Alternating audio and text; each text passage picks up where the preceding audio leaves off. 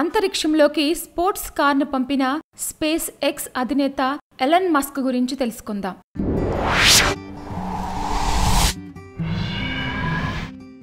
ప్రతి ఒక్కరూ టికెట్ కొనుక్కొని అంతరిక్షయానం చేయడం సాధ్యపడిపోతుందేమో అన్నట్లున్నాయి ఒక అమెరికన్ మల్టీ సీఈఓ చేష్టలు. ప్రముఖ అంతరిక్షయాన పరిశోధనా సంస్థ నాసా సౌజన్యంతో స్పేస్ ఎక్స్ అనే రాకెట్ల తయారీ సంస్థ సాధించిన అద్భుతమైన ఫీట్ గురించి తెలుసుకుంటే ఆశ్చర్యపోవడం మనవంతవుతుంది. Say hi to Elon Musk's Falcon Heavy. ఒక్క ఫ్లైట్ ఎక్కాలంటే మనకు వేలల్లో ఖర్చవుతుంది. అలాంటిది రోదసీలోకి వెళ్లడం అంటే అర్థం చేసుకోవచ్చు ఇది కోట్లతో కూడుకున్న పని అని.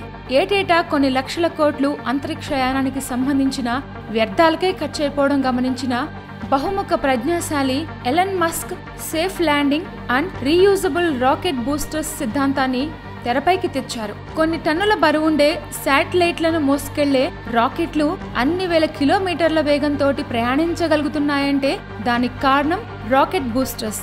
వీటిని ఆధారంగా చేసుకొని మన శివకాశీ కార్మికులు దీపావళికి రాకెట్లను తయారు చేయగలుగుతున్నారు.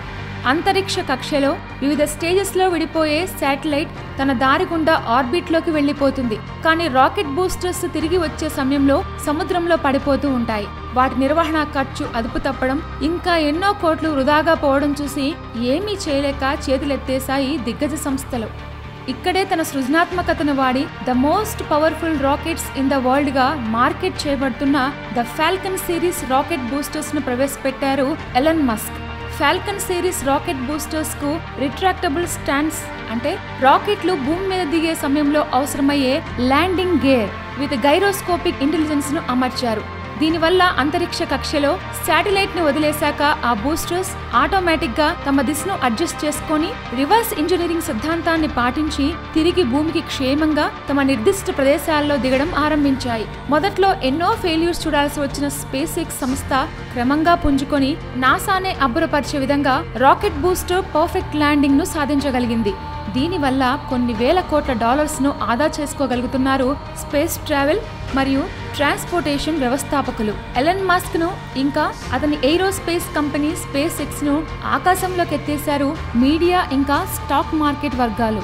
ఇప్పుడు వాణిజ్యపరంగా రాకెట్స్ ను $60 to $90 మిలియన్ కు అమ్మే స్పేస్ ఎక్స్ సంస్థ మార్కెట్ క్యాపిటలైజేషన్ ఇంకా షేర్ మార్కెట్ లెవెల్ వరకు వెళ్ళగలిగిందంటే అది ఎలన్ పట్టుదలే అని చెప్పాలి.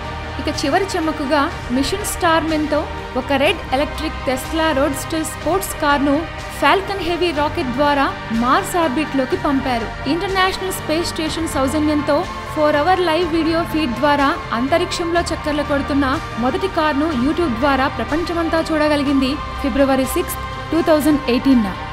ఇది నిజం కాదు, ఫేక్ అన్న వాదన కూడా వినబడుతుంది.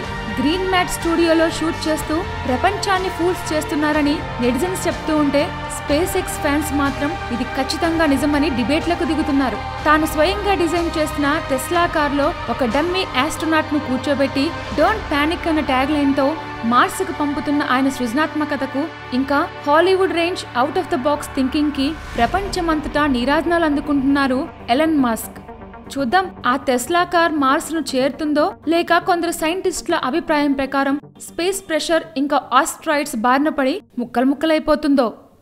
ఇంట్రెస్టింగ్ గా ఉంది కదూ. ఇలాంటి ఇంట్రెస్టింగ్ ఫ్యాక్ట్స్ కోసం మా ఛానల్ ని సబ్స్క్రైబ్ చేసుకోండి.